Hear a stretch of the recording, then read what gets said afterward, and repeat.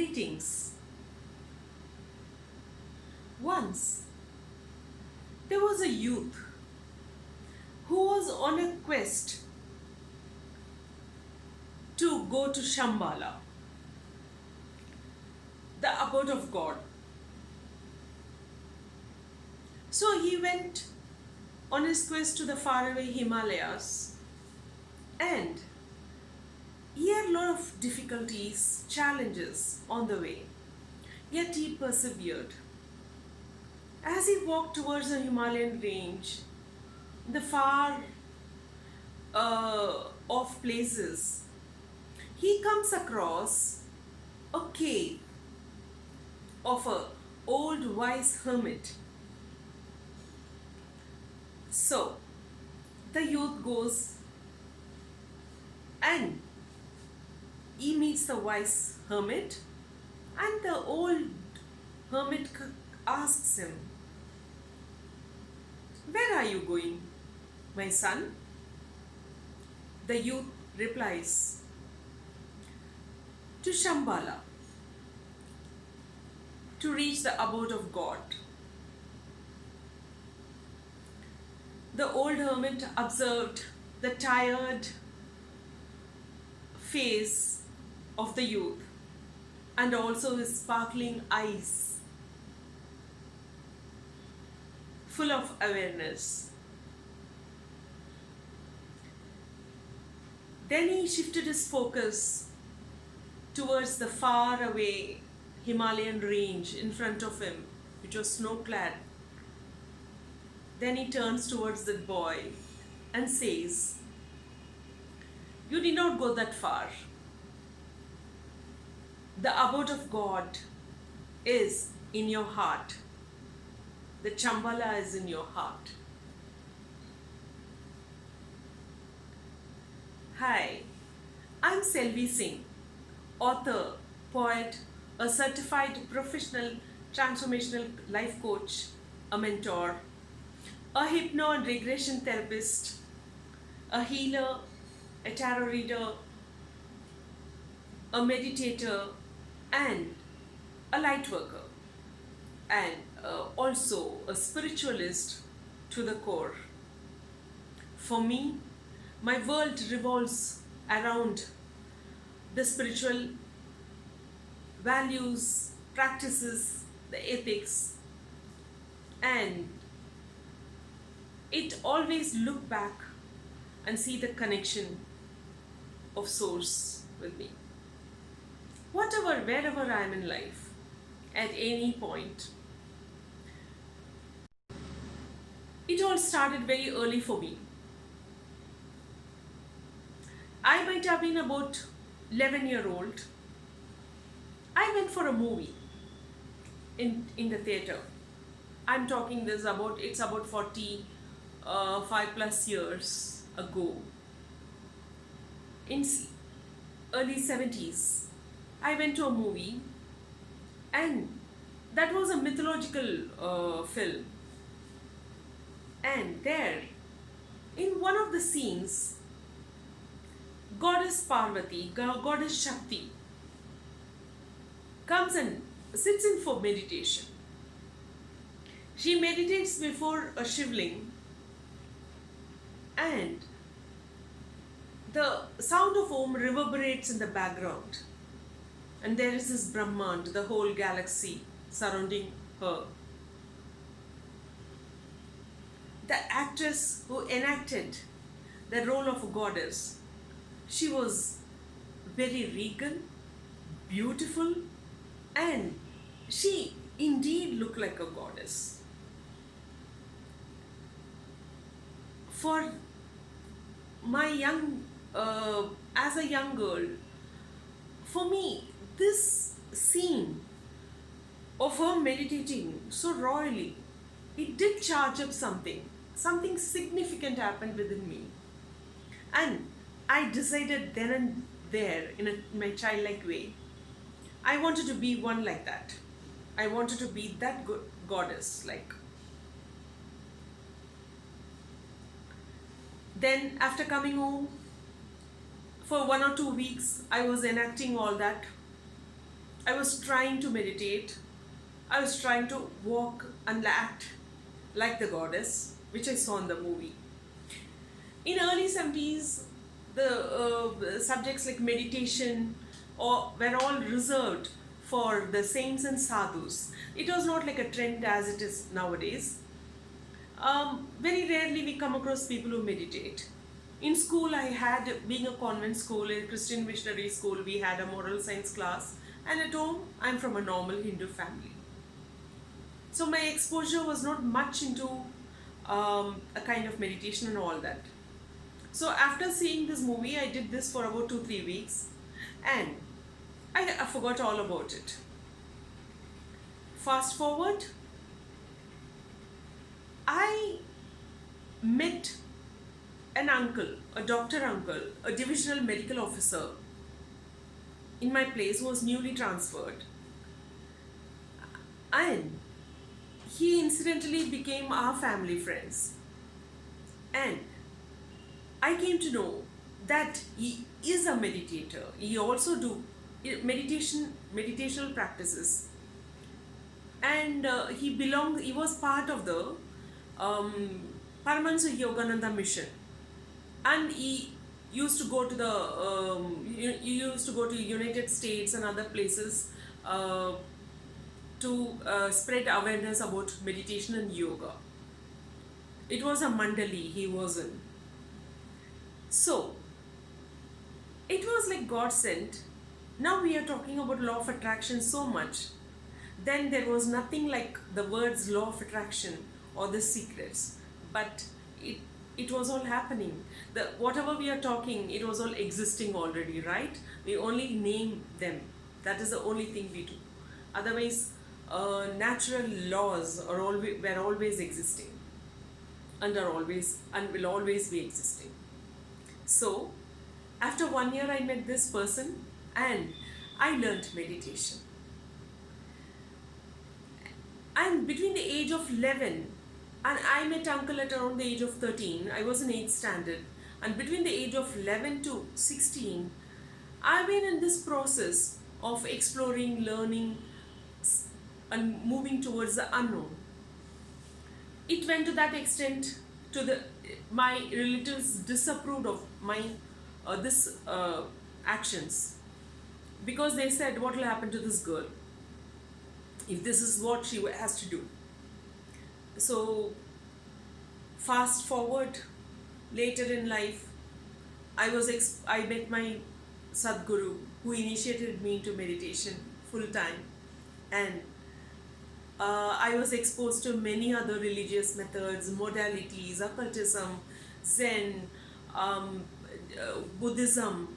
I was a Vipassana practitioner. I met Jain monks to find out and I used to observe how they would do meditations. I've seen a Jain monk standing and doing his meditation, and the whole aura around his body, he was turning golden in color. Meanwhile, I was also doing a lot of alternative healing methods, and I have an unflinching faith in the unknown. For me, more than known aspects in life, the unknown seems to be very familiar. Maybe I started off very early, and my past lives, which I believe in, those lives might have added up to this. So whatever happens in my life, whatever situation I'm in, all of it comes around and revolves around that core aspect of myself, that spiritual core. So in this 4+ decades, I've been in the path, in this narrow path, and being open-minded, have been, though I'm a religious person per se, for me, I've lost a lot of the prejudices or dogmas associated with that. And I try to, not even try, I could say, I value that divinity in all others. And today, I also realize that life is a flow. And we are required to flow with life with ease and joy, with least resistance. And that can happen when one becomes free from all the encumbrances of any kind of dogmas and limiting beliefs. And that spiritual life had taught me those values, like forgiving easily, having compassion, being kind to people and others, even if situation doesn't warrant many times, taking challenges and obstacles of life in one stride and keep moving forward, and accepting life, whatever it gives us, with gratitude, and ask for something better, and have tremendous trust in that divine hand, and feel the connection with the source. So reaching there, it took a long time for me, maybe many past years, past lives, but in this body, in this embodiment, in this lifetime, it took me more than 4.5 decades to really understand what could be spirituality is like. But my quest to find the abode of God, the Chambala, is an ongoing process.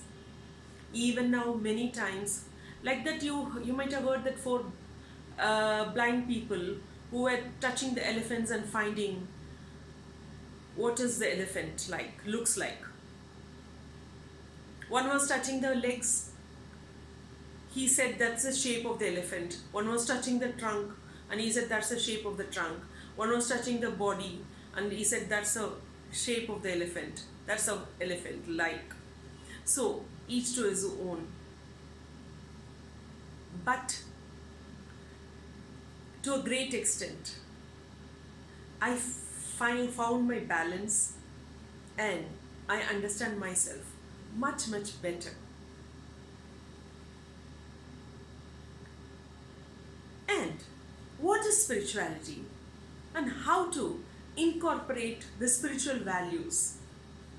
So, having had the experience of being in this lifetime with with my world revolving around spirituality, though I lead a very normal life, like anything else, working full time, doing a lot of other stuffs, I can tell you a few things. Spirituality, from my experience, what I discovered and what I understand is you find oneness among all. You find a deeper meaning, a very higher meaning. You find something bigger than yourself to strive for, to be connected, to be with it, and to resonate with it, and look through its eyes. Spirituality is also, you have that sense of connection and safety, that higher hand is always at your back. It is also having compassion, even if the situation does not warrant many times. You may not like a situation created by a person, yet you look through that situation and look at the person, actual person, and let go. Many times, yes, it's not the end of the day, so we all err. I do fall, but only thing is, I pick myself up much faster than anyone would, in all probability. Come out fast, forgive the situation, learn a lesson, and move on.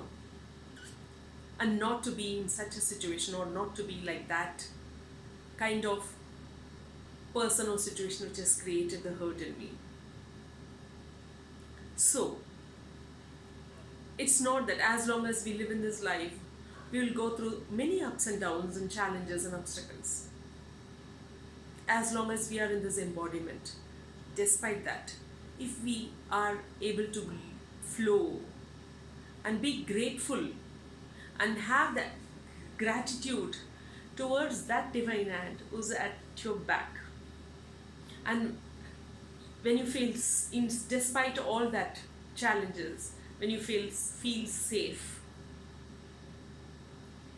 despite all the difficulties, when you forgive others, then that oneness, that acceptance, that forgiving nature, for me, all that is the basis of spirituality. I think that's how a spiritual person should strive to be. I do fall many times. I do pick up. That's a quest. We all have challenges. So now we have understood, at least from my point of view, I have explained what is spirituality. So now, how to develop those values, spiritual values in us, so that we can be more spiritual. There are few practices which has helped me grow spiritually. You can try those. One, meditation. Start meditating. Probably in the near future, I'll be giving a 42 days meditation course. And in the next segment, I plan to give the details. And the links will be given below.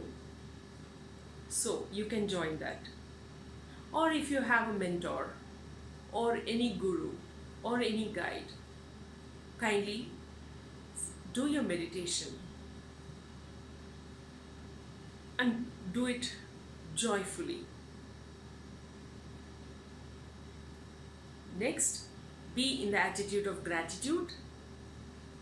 Be grateful for all that you have and for all that you don't have also. Maybe it's a blessing in disguise. You will be getting better, something better than this, what you aspired for. Be compassionate towards others. Many times we forgive our own siblings, parents, our children. So, likewise, we can also forgive others. Be a bigger person, have a bigger heart. And have acceptance in life and its offerings. Be thankful. Life is like a flow. It's like a flowing river. And when you flow with it, whatever life offers with you, you find easier resolution, even in difficult situation. But when you start resisting, it creates more strife and struggle. So be with the flow. Thank you for listening to me, and kindly subscribe. Give me your feedbacks. I would love to hear from you so that I could improve upon my presentation, or if there is any topic you would like me to discuss about, I would love to do that. Kindly also subscribe. Don't forget to subscribe. And there are many other links given below. Kindly go through them. Always at your service. Thank you. Bye-bye.